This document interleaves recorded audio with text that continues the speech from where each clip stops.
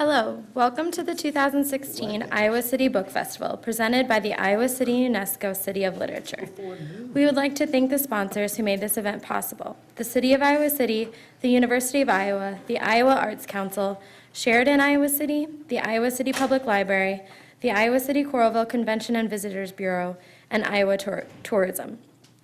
Today we will hear from authors Dan Barry and James Brooks. James F. Brooks is an interdisciplinary scholar of the Indigenous and colonial past and recipient of numerous national awards for scholarly excellence. His latest book is Mesa of Sorrows, a history of the Awat'ovi Massacre.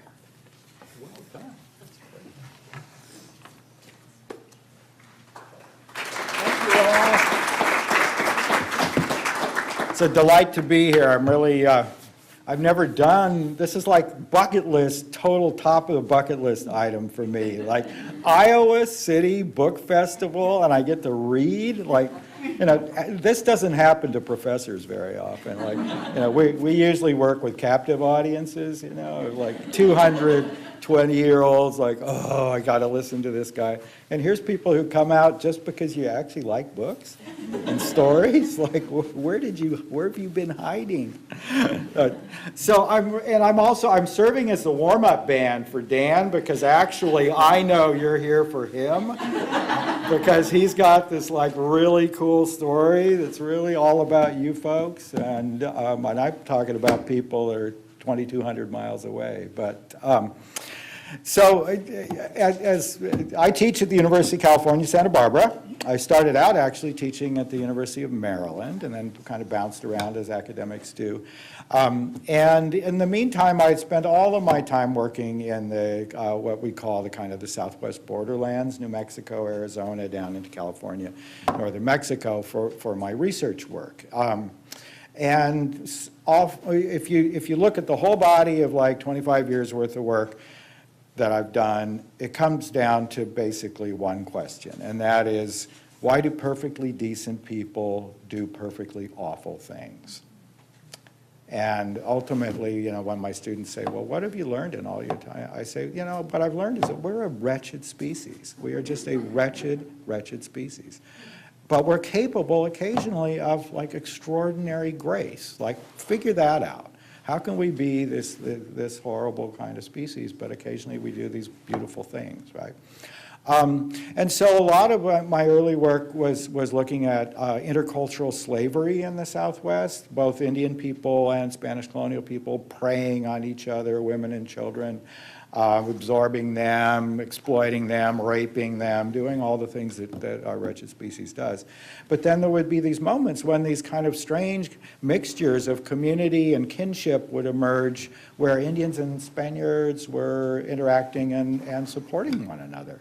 And certainly today, if you go to New Mexico and visit any of the pueblos during dance season, you'll see something called the Comanche dance, which is actually a celebration of the way that Puebloan people and Spanish people and Comanches found ways of actually mutually supporting each other during hunts and marriages and things like that.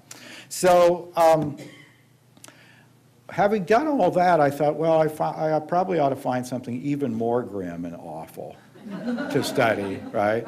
And for a long time, we've all kind of known about this truly astonishingly grim and awful thing that happened out in the Hopi Mesas. Some of you have probably been who's visited Hopi land? Anyone here? There you go. And what do we know about Hopis? Hopis are the Hopitushimu, the peaceful people, right?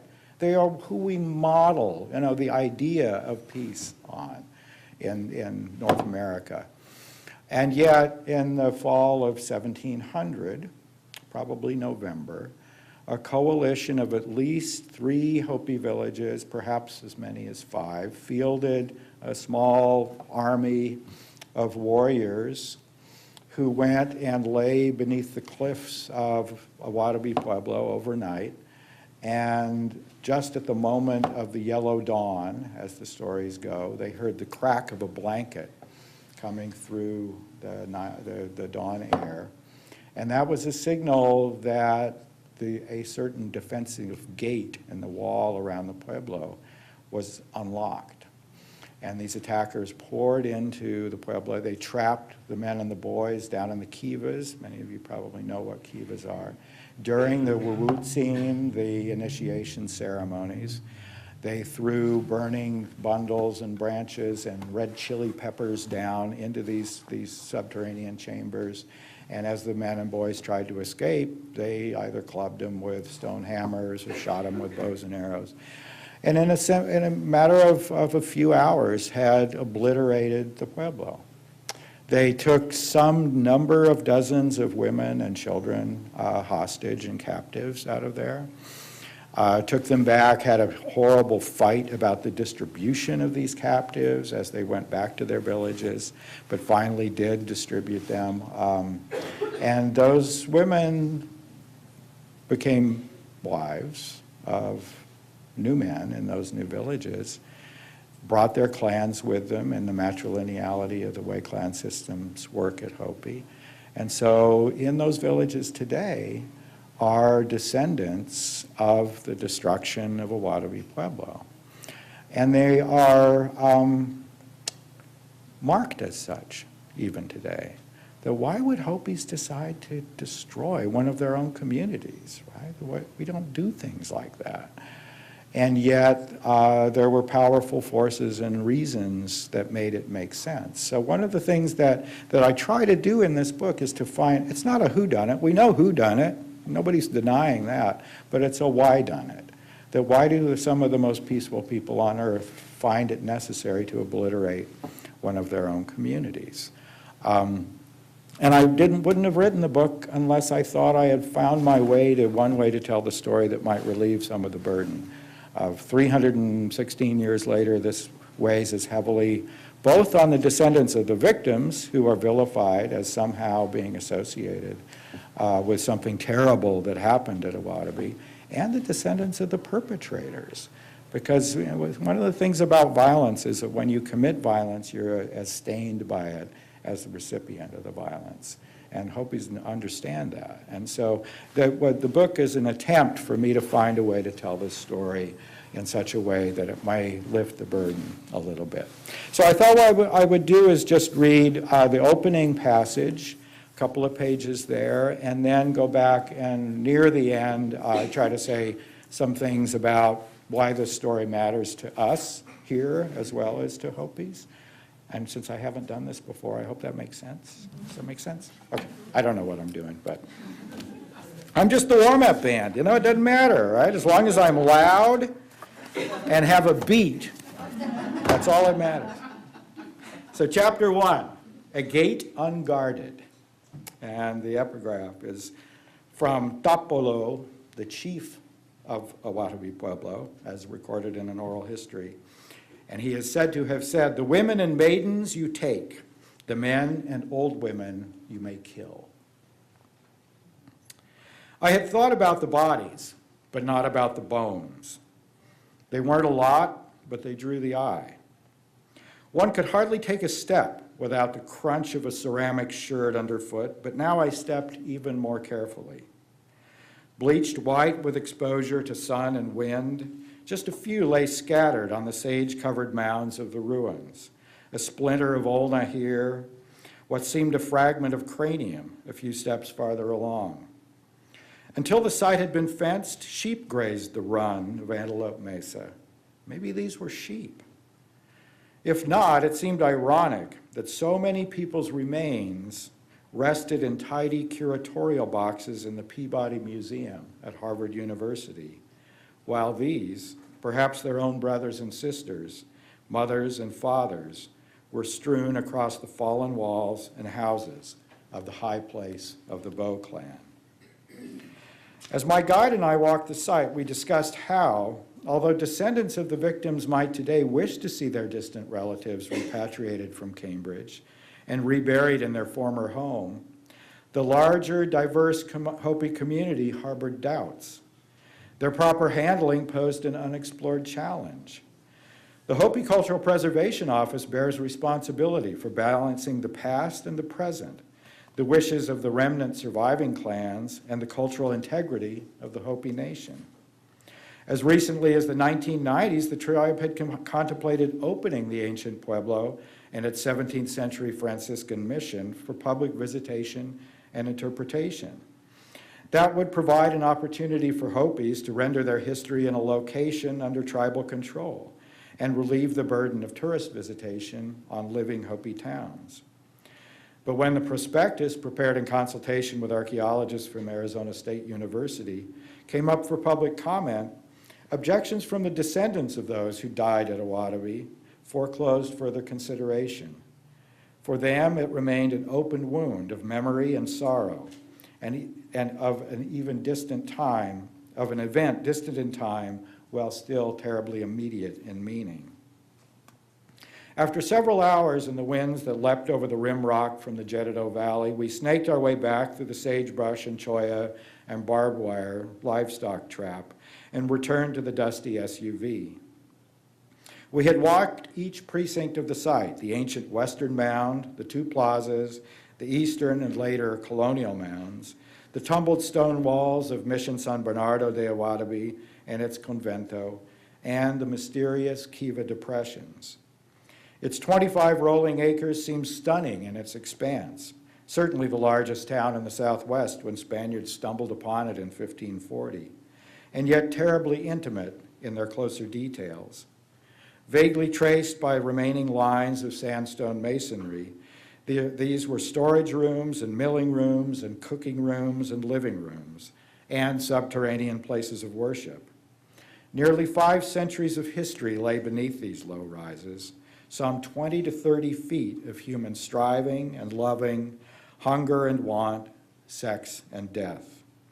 A trained eye would see the sweep of Hopi ceramic sequence lying on the surface, from the earliest Kayenta black on whites through the local Jeddo and Awat'ovi black on yellows to the splendid artistry of Sikyatki polychrome, the style attendant to the 61 years when the Franciscan order held sway on the mesa.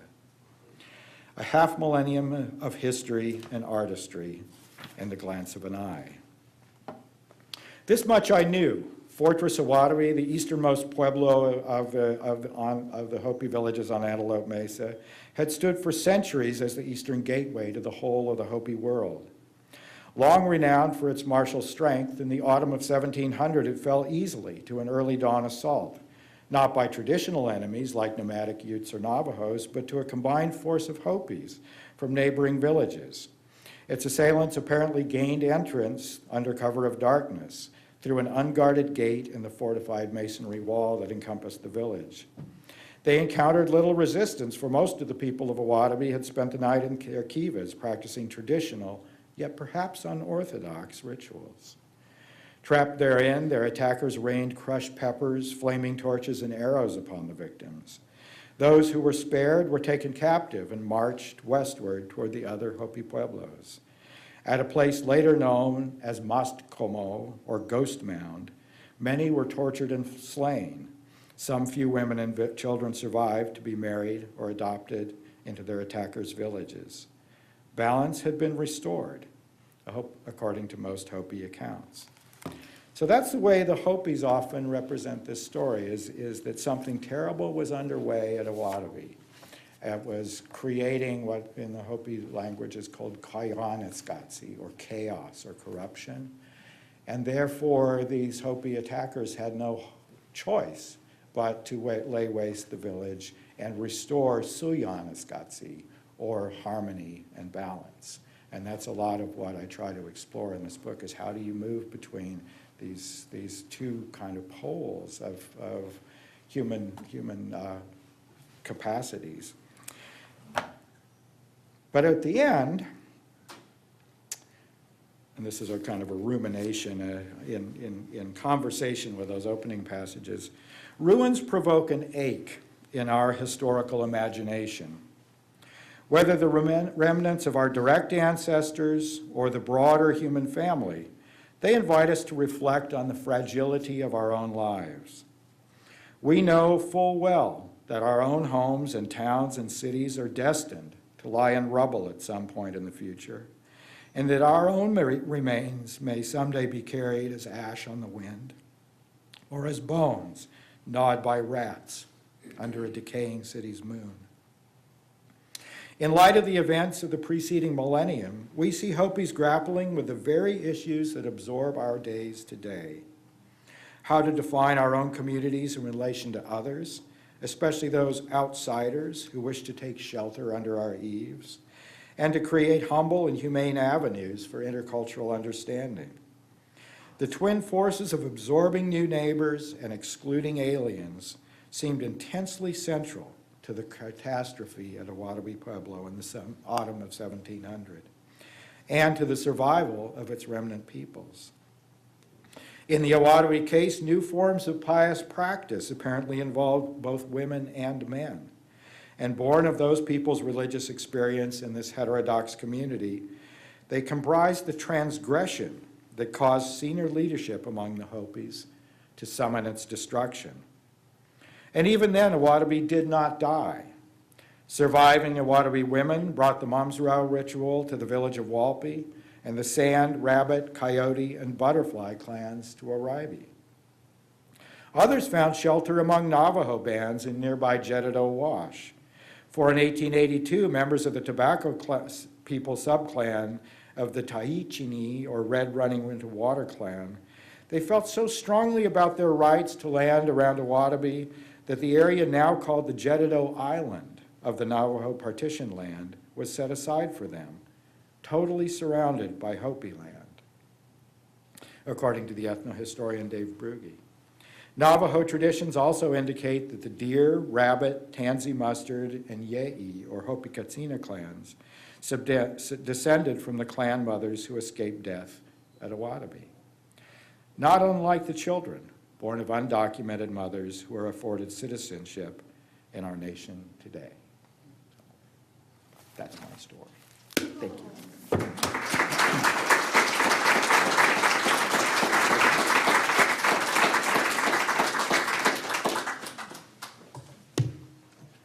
How do we do this? Did you want to do questions? Do I do Q&A now, or do we, Dan and I do it together? We can do it however. You guys have to tell me because I'm a rookie. My students never ask questions. They say, like, can we go now? Surf's up, right? I literally have students who come in wetsuits and park their surfboards in the back of the lecture hall. Yeah. Yeah, life is hard at the University of California. Anyway, I'm happy to take questions. However, we do have a microphone for the Q&A. Oh, there you go. Yeah, so we can record them. Sorry, I'm slow. It takes me a minute to get in here. So you were a first-grade band. All right. Yeah, you're really great. And I will confess, I came to hear Dan Barry, but I am so glad that I heard you. Oh, you just wait. So I'm a pastor, and, you know, there's always this, drive to take, restore harmony and balance against chaos. And so can you give us that little key element that you found in that? What I found is this is interesting. It's an interesting place because since it had been destroyed and abandoned, archaeologists felt it was like their playground because Hopis were not monitoring it, right? So this has been subject to archaeological investigation from the 1890s through really the 1940s. So there was a tremendous amount of evidence that had largely not been worked with. So that's a lot of what, the scholar side of me tried to do in this book, is like, what is the evidence that would help us understand how something like this can happen? And what I ultimately come down to is that what it appears to me is, that, and if you don't know the timeline of Southwest history, we have Spanish colonization, missionization from 1540 to 1680. We have the Pueblo Revolt that expels Spaniards and the Franciscans from the Southwest for nearly 20 years. Everybody's gone. It's a reaction against Christianity and Catholicism. And then there's the Spanish Reconquest, the Reconquista, that is actually much more kind of a negotiated return, because by that point, the great nomadic warrior tribes like Comanches and Kiowas and Apaches were plundering the pueblos. And so they needed the Spanish, the support of Spanish arms. So there's this kind of, so anyway, in that 20-year kind of interregnum, something is going on at Awat'ovi that I think may be going on in other places as well, but we don't have the good evidence for it. And that is that there is a crypto-Christian community that has continued even after the expulsion of the Franciscans. And it's not necessarily all Christian.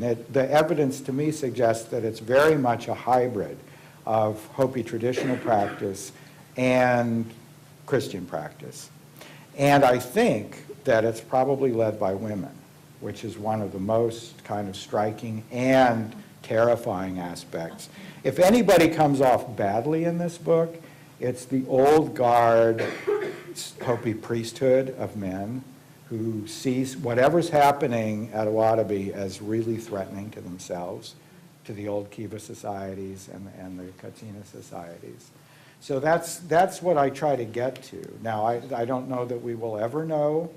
One of the things that, I did this in pretty close conversation with the Hopi Cultural Preservation Office. That's why one of the reasons I opened the book with me going and ground truthing some of the stuff with one of those HCPO people.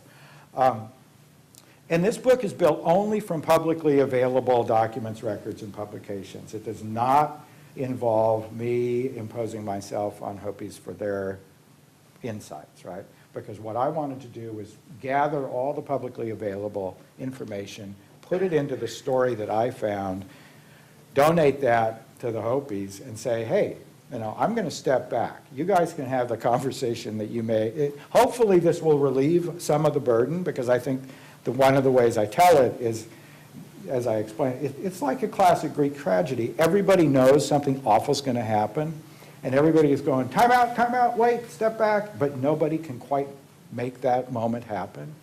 And once you understand that, it's like, wait, we're not evil, we're human. What we were doing was like trying to deal with crazy, changing, scary times, and everything went wrong. It was the perfect storm of kind of forces coming together at that moment. And so now, my hope, and I give free books to any Hopi that wants. I'm in constant conversation with the Cultural Preservation Office. And it's like, I will come and help them understand the documents, but I don't need to know their story. There are many, many, many different stories about this that come out of Hopi.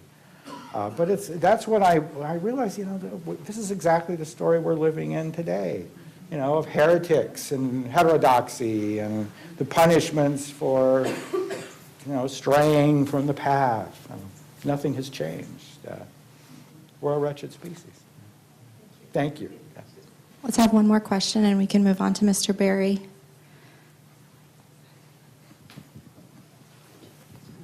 Would you just tell us a little bit more about what's happening today with the descendants, both of the victims and the perpetrators, and what they're experiencing? Well, a lot of that is for them, to talk about. It's a big burden on both sides because, if you're descended, the reason that there are more than 100 bodies still at the Peabody Museum in curatorial boxes that came out of excavations in the 1930s, right, is that nobody knows what are the ceremonies to return people to the ground who have been possibly slain as being sorcerers. Because that's one of the themes that shows up, that sorcery is what produces chaos.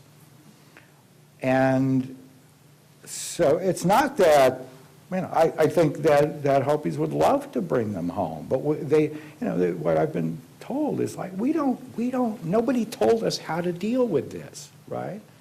And so it's safer for everybody for them to remain at the Peabody, which, that's heartbreaking, just to imagine that you can't bring your own relatives home because you don't know how to handle them. How awful is that? that. And it's not, this has happened in other cases. There was just recently a repatriation, a cross-border repatriation from the American Museum of Natural History of Yaqui remains that Yaqui brought home back to Sonora, which is, you know, really terrific. And that was really complicated because they had been collected by Alisher Lichka, a great, you know, or kind of one of the founding members of physical anthropology in the United States, as he was going around collecting specimens, right, all over Mesoamerica. And when he went to Yaqui in the 1890s or so, he was told, oh, well, you can have those that are up in those caves up there, you know, that's fine. And so they come up. And it turns out that they were witches, they were sorcerers who had been executed. And these guys, Yaquis are going, yeah, go ahead, take them. You know, like, absolutely, take them. Right? But yet, the Yaquis found a way to bring them home because ultimately they said, no, you know, they are our people. We got to find a way to bring them home. So there are moments when, that's like, you know, if we're a wretched species, isn't it amazing that at that moment, Yaquis figured out how to bring people back home who were potentially dangerous but could still bring them back? You know, that's when you realize that we have the capacity for grace, too, as any pastor knows, right? Yeah, I just wish we had the capacity more often. It'd be nice. On that note, I guess we'll move on. Thanks so much. Thank you, guys.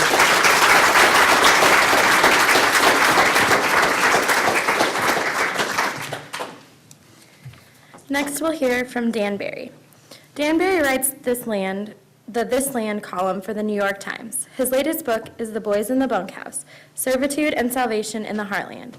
It tells the harrowing yet uplifting story of the exploitation and abuse of a resilient group of men in eastern Iowa with intellectual disability, and the heroic efforts of those who help them find justice.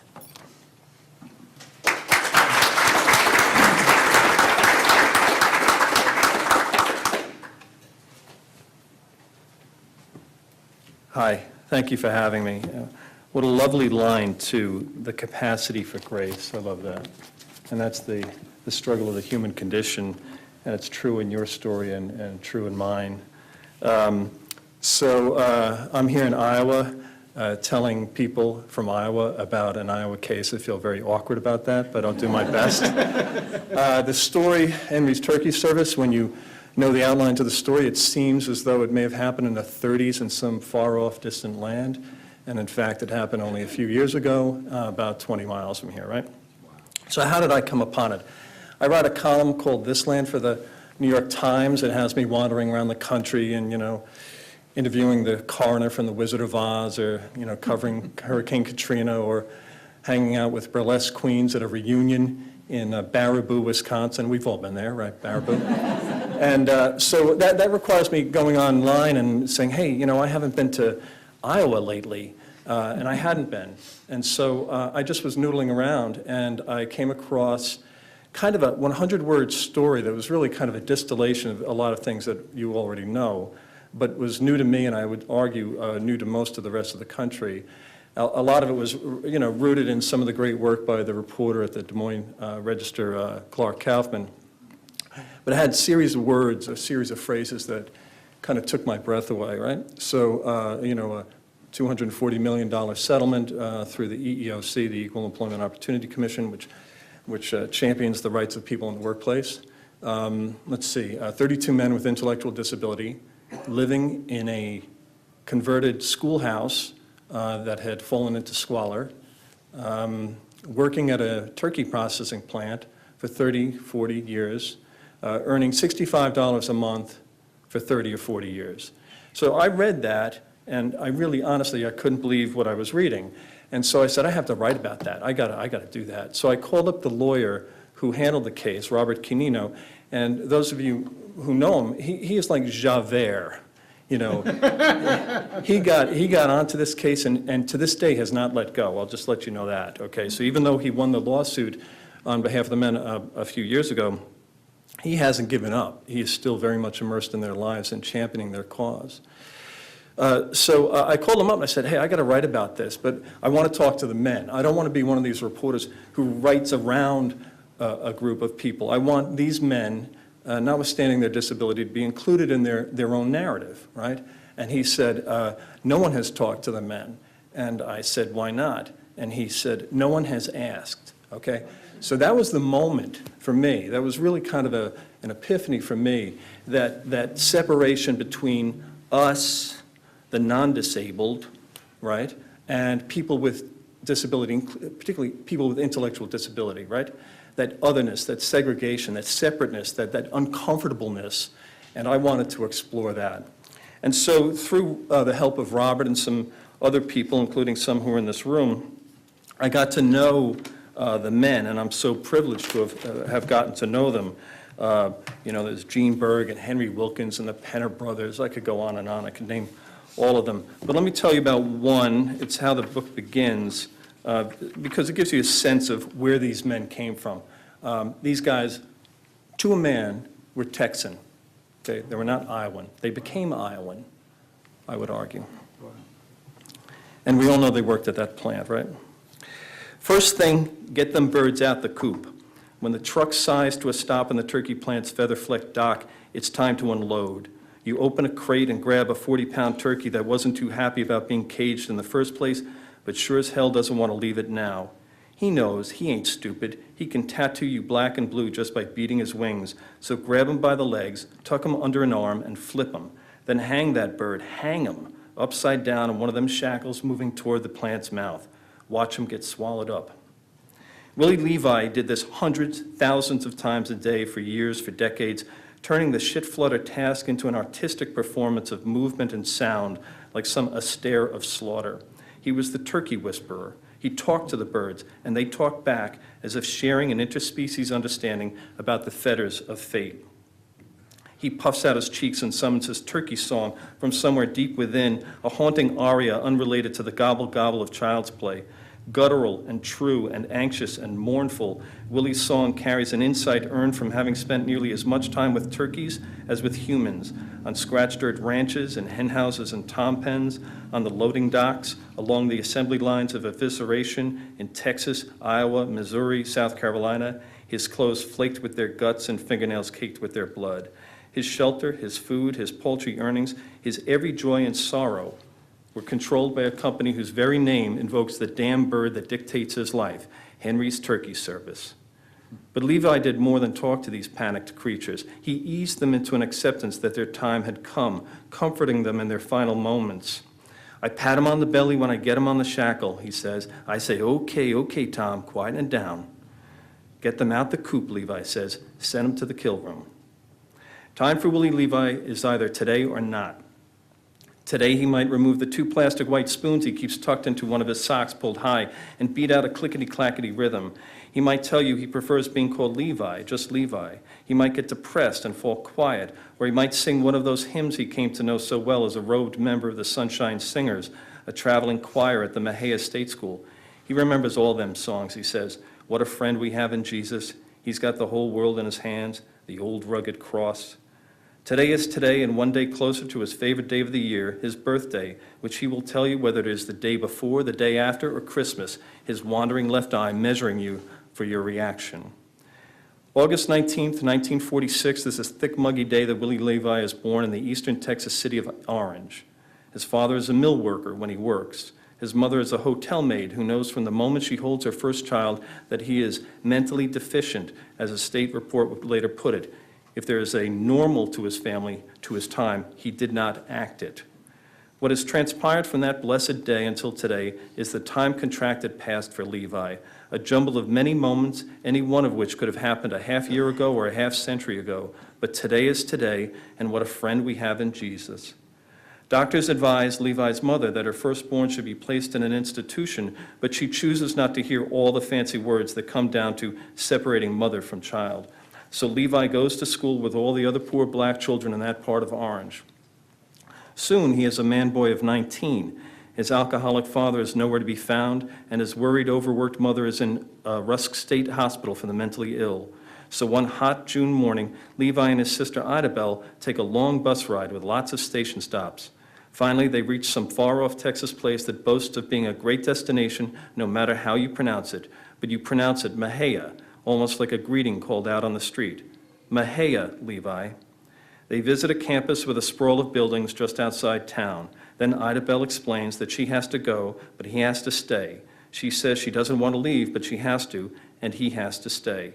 Levi tells Ida Bell that he wants to go back to Orange. It is a plea he will make many, many times in the decades to come, as he is taken to places much farther from Orange than Mahia, places out of his home state of Texas entirely, places devoted to turkeys.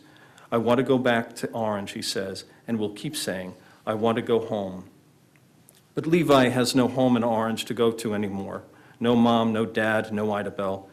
His home is located in today, which is one day closer to his birthday, when his mother held him as an infant and refused to let go, keeping him as long as she could.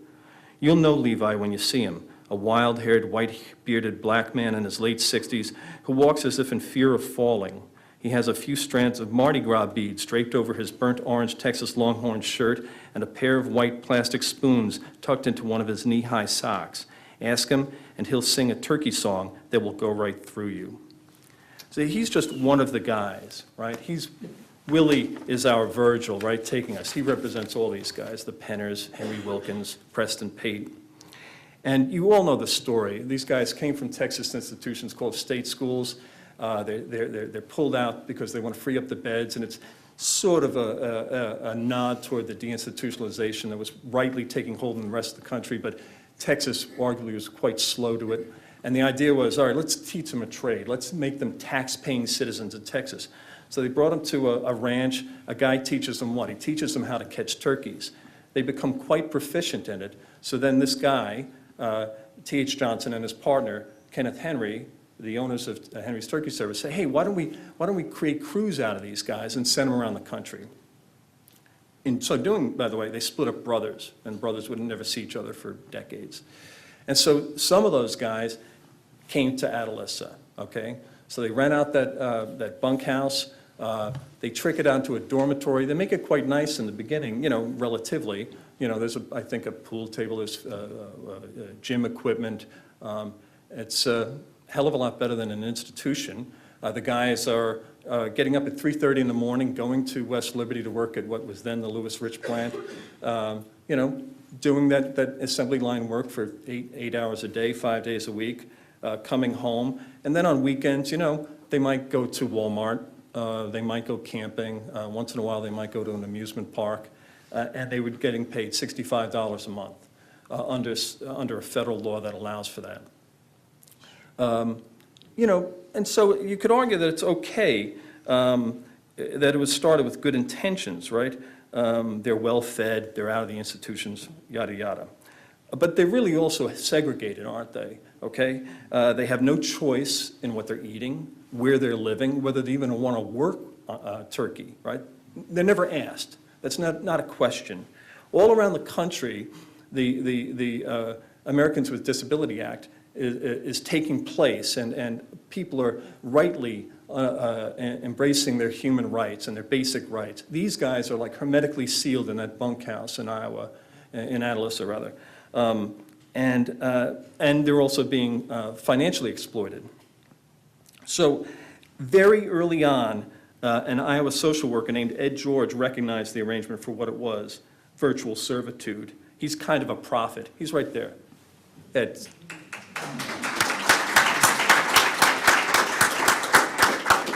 I had dinner with a couple of social workers last night, and they're like, you know Ed George? You know Ed George? You have groupies. What about me? I kept saying, no. So he writes a scathing memorandum, and really, when you read it, it's smoking, to his supervisors that was, of course, ignored, right? He called his arrangement virtual slavery, the direct opposite of everything that social services was trying to do, including to integrate people with intellectual disability back into society. So this cry of the heart is ignored, okay? And this becomes the pattern over the years. In fact, with other warnings over the years that followed, anonymous tips, disgruntled former employees, news stories, all of them ignored effectively.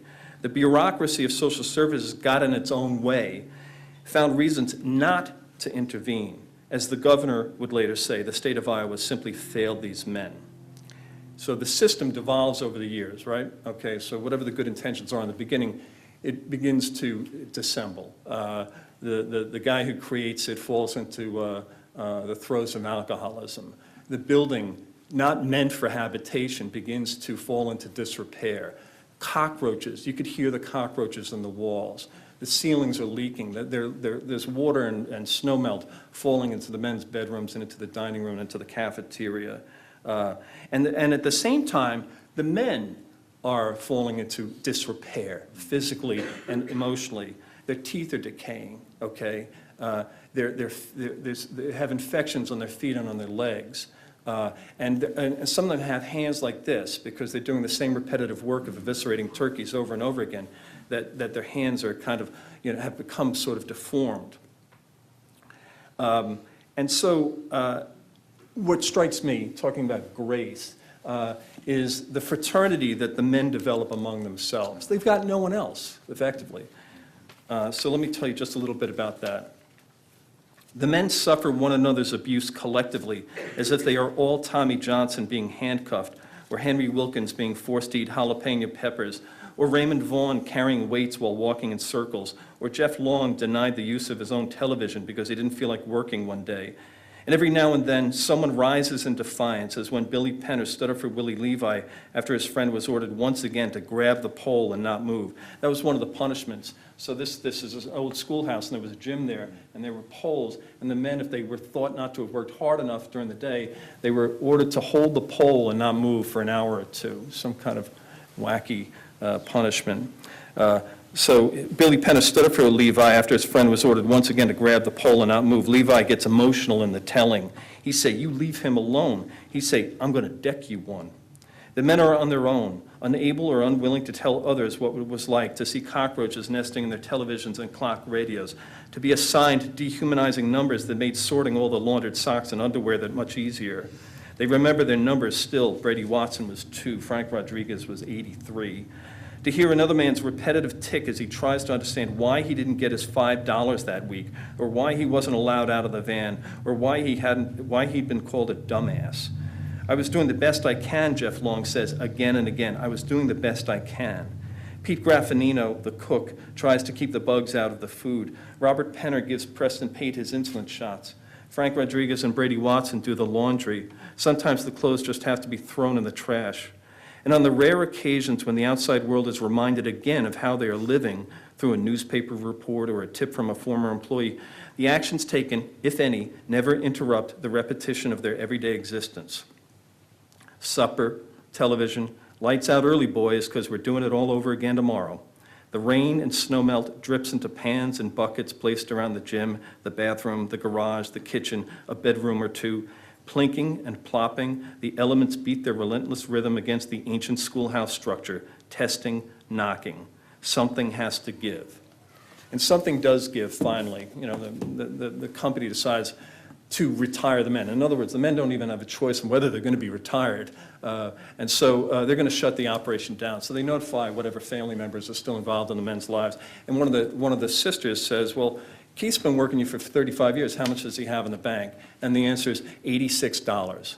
She goes ballistic, calls everybody in the state of Iowa, short of the National Guard, I think, and she also calls Clark Kaufman at the Des Moines Register. That's what tips the garbage can over. That leads to the bunkhouse suddenly becoming a crime scene. So all those agencies that were ignoring it over the years suddenly descend on the bunkhouse. And okay, what are we going to do with these men? There's now 21 men left. And so they were, quote unquote, rescued. So that's part of the story, and it's sad and it's upsetting, and it's a lesson in the human capacity to exploit one another, to not even see one another. A lot of people blame Adalissa itself, how its residents didn't seem to pick up on all the clues that something was bad or whatever.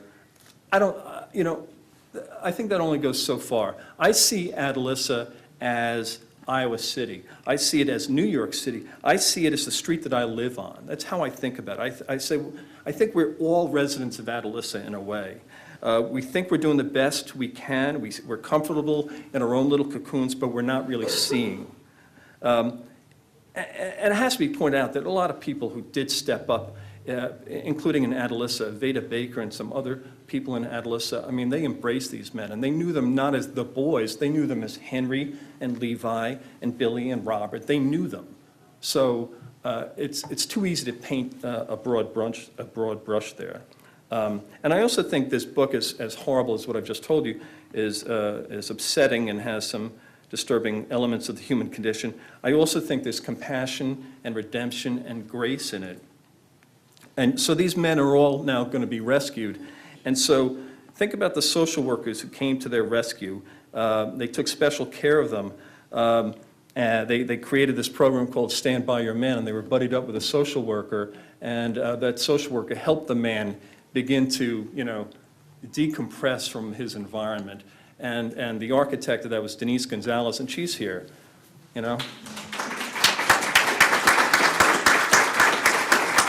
I've read thousands of pages of assessments and so on, and I'm so struck sometimes by reading about what the social workers did, including one woman named Jennifer Blake, who buddies up with Levi. And it's written in that bureaucratic language, and it's just, I took Levi to Walmart. He wanted a James Brown CD. I took him to the doctor. He did have a broken kneecap that required surgery, so he had a broken kneecap. I had him with his $5. I took him to church. I took care of him with lunch, blah, blah, blah. And she goes on with a litany of things she did for this man in crisis. And then there's just one line, and it says, I took his clothes and the clothes of his roommate home and washed them. I think that's biblical. Some of the men were returned to Texas, then a group of men remained in Waterloo, and so now they become the charge of an organization called Exceptional Persons Inc. in Waterloo, and the woman who oversaw that and the care is Susan Seahas, and she's here too. So the stuff that they do, you go through and you read what the social workers and the staff at Exceptional Persons do. It's amazing because, they're not getting paid a lot of money. Here's a little secret. Social workers and people in social services, I don't know if you know that, but they don't get a lot of money. And so you read all the stuff that they did, doctor's appointments and assessments, but also spending their own money to buy stuff for these guys, including linens, nice linens. These guys had not had nice linens. So Susan's staff took care of that. It continues on. I can tell you that, okay, it's over, it's in the past. The truth is that I found another case related to this in South Carolina doing the same damn thing. So I think it's a call to us to remain vigilant, to be aware of one another. And so where do things stand today, okay? Henry's Turkey Service is no longer in business, but no one was ever criminally prosecuted. I don't know why, okay? Don't ask me. I don't know why. I can't get a straight answer on that one. Robert Canino is continuing to try and collect money for the men. He just recently, a couple of months ago, got some money for the men, $25,000, which may sound like a lot, but it ain't a lot, considering the cost. And 4 of the men are dead, so they don't even get that. And as for the men formerly of Texas, formerly of Atalissa, and now of Waterloo, most of them live in typical houses in typical suburban neighborhoods. Some of the men have chosen to work, some have chosen to retire, choice being the operative word. One man lives with his girlfriend in Des Moines, another lives by himself in a small house in Waterloo. You might see Carl Wayne Jones eating dinner with his girlfriend at a restaurant in Cedar Falls. You might bump into Gene Berg in the soda aisle at the Hy-Vee supermarket. Or you might stop by the house that Billy Penner lives in with 3 other men, as I did about a year ago. And he was just sitting there doing nothing. Sipping coffee he had brewed, doing absolutely nothing. And after 40 years of working Turkey, I think he deserved it. In other words, the men are living the everyday lives long denied to them. These men are in their rightful place where they belong among us. Thanks.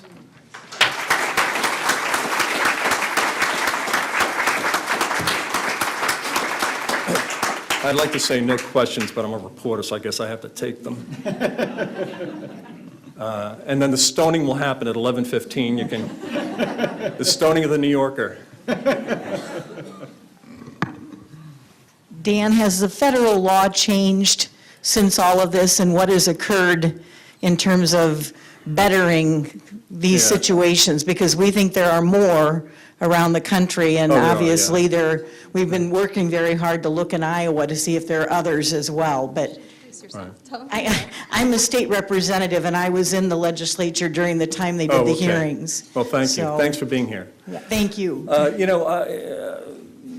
There are probably better people to address that, but that law, that FLSA law, I think it's section 13, subsection, whatever, what it is it goes back to the 30s. I think it is rooted in World War I veterans who were disabled from war, coming back and trying to figure out how to get them into the workplace, and the deal was that you work at 100% capacity, but Dan has disability, he can only work at 70% of what you work, so he gets 70% of what you earn, okay? So if it's $1, you get $1, I get 70 cents because I'm working at 70% of your rate. So you can understand the reasoning for that, and there might be justification for it, but it's so ripe for exploitation. And this company would just make up numbers. It's supposed to be all calculated, it's supposed to be very rigorous. It's not. So I think that they're taking hard looks at that law. But also what's happening is a transformation of the concept of sheltered workshop.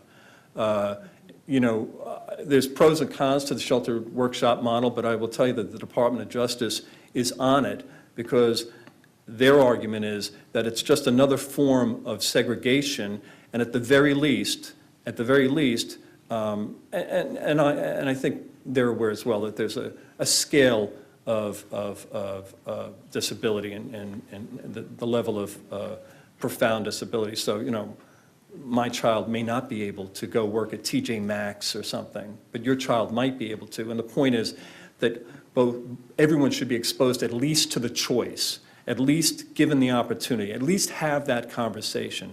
So I think that's the big moment now, that model of, and the sheltered workshop, it's already in the language is suggesting segregation. So they're trying to blow that up or certainly at least reimagine it, okay? Dave, do you know how many crews Henry's Turkey Service had out in the country at the time this came to light in Iowa? They went to Storm Lake. They had an operation in Havana, Illinois.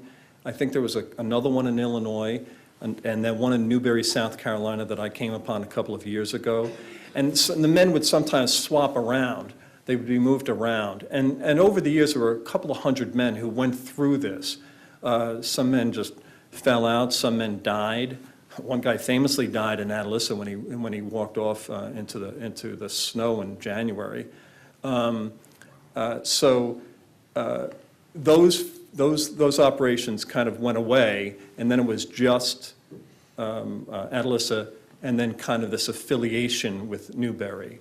So, Were their living conditions and working conditions any better or worse in these other locations? I can't speak to Storm Lake and Havana. I was never there, but when I went to Newberry, South Carolina, two social workers who had worked on this case in Newberry, worked for Denise or with Denise, they were on me, okay? I had dinner with them last night, Natalie Neal McLaughlin and Kim Cronkleton, and they were saying, there's something going on. There's a connection here because we're seeing SSI checks going to an address in Newberry, South Carolina with the address Lewis Rich Boulevard, okay? And so they were saying, you got to go down there. You got to see what's going on. I don't want to go down. I don't want to go. I'm tired. And they kept going at me for months, and finally I said, I got to go. My Irish Catholic guilt got the best of me, and I told my editor, I got to go to South Carolina, if only to knock on a door. He said, go. To the credit of the New York Times, he said, go. And so I go, and I'm riding down Lewis Rich Boulevard, and on the left is a huge meat processing plant, and on the right is another kind of a bunkhouse. It's a series of lousy, rundown mobile homes, all connected to one another. And I knocked on the door, and here is the brother of Carl Wayne Jones, who's living in Waterloo. His name is Leon, and his hands are like this, and he's 65 years old, and I'm not making this up. He had a bed, a twin bed here in the corner, and his allowed space was from here to here, okay?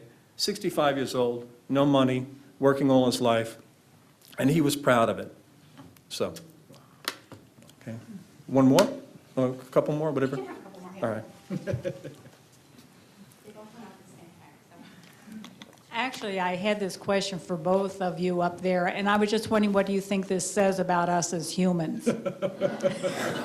Ask the pastor. Exactly. That's above our pay scale. Let me just answer from my perspective. It would have been very easy in the book to create black hats and white hats. The bad guys and the good guys. T.H. Johnson and Kenneth Henry, bad, But, were they motivated by evil? I don't think so, okay? And so what I think happens is that we traffic in the gray muddle of the middle of the human existence, and we try to do our best, and some of us do better and some of us do worse. So that's the only way I can break it down, because it's, as upsetting as it is to think of where they were living, it is so uplifting to hear how people responded and how the men showed their own resilience and how the social workers responded and the staffers at EPI responded. I think that gives me hope, offsetting the despair, I'm from West Liberty. Uh-huh. I read your book as soon as it came out, and I think it seems to be extremely accurate. But there isn't much mention of Lewis Rich Right. in the book. Right. And I kind of thought that, Well, you want, yeah, right. So I didn't mean to cut off the question. But you hate me because I didn't go after Lewis Rich. No. I understand. What was the responsibility or the accountability of Lewis Rich? It's complicated. I think, first, Lewis Rich should probably get props for hiring people with disability. On the other hand, these were for jobs that nobody else would want to do, and that's why there was such turnover. You do that for a day, you want to go, So there was a practical matter. Also, they subcontracted with Henry's Turkey Service. And I think over the years, they were considered good employers for the men. And when one man abused, one supervisor at Henry's Turkey Service, supervisor abused the men at the plant, Lewis Rich, which is now West Liberty Foods, hit the roof and kicked the guy. He's banned forever from the property. So now, could the company have gone further than that? That's an open question. But, I didn't find a lot of, I wasn't exploring that so much, and what little I knew I shared in the book, so. Any other questions? I followed what happened there, as I think did many of us, in the news media, in particular the Register, and it was marvelous the way you pulled all these strands together, because I know it took obviously a great deal of research, but also a certain talent as far as telling a story. Thank you. My question has to do with your relationship with the New York Times. Do you know something I don't? Do I no longer work there?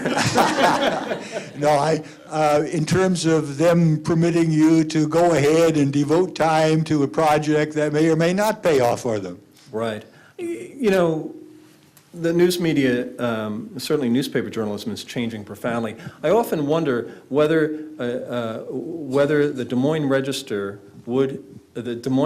of 2016 had been able to handle the case the way that Clark Kaufman did in 2009, whether he would have been given the chance and the time to do that. It's an open question, isn't it? I think things have changed so dramatically. So, I originally thought I would do like a 1,200-word story or a column, but once I came to Atlas, or rather Waterloo, and spent time with the men, I thought this is way more. And so, to the credit of the New York Times, I said, all right, you can spend most of a year gathering string on it, and I did. And then when I had my research done and wrote the story, it was a very long newspaper story initially. I don't know if you saw it, and it's a half-hour documentary and all this kind of stuff.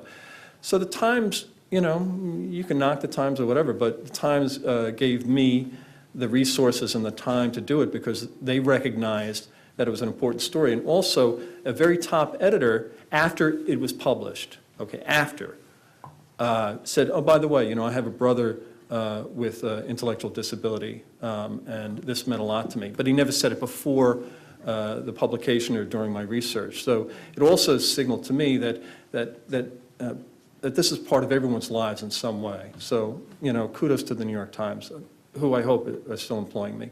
So, all right? Yeah. You mentioned a lot of people in the audience who Yeah. don't. Would they stand so we can... Sure. Ed George, stand up. Denise Gonzalez, Susan Seahas. I'm very grateful to these. I'm very grateful to these people. They put up with a lot from me. So, anyway, thank you, everybody. Thank you.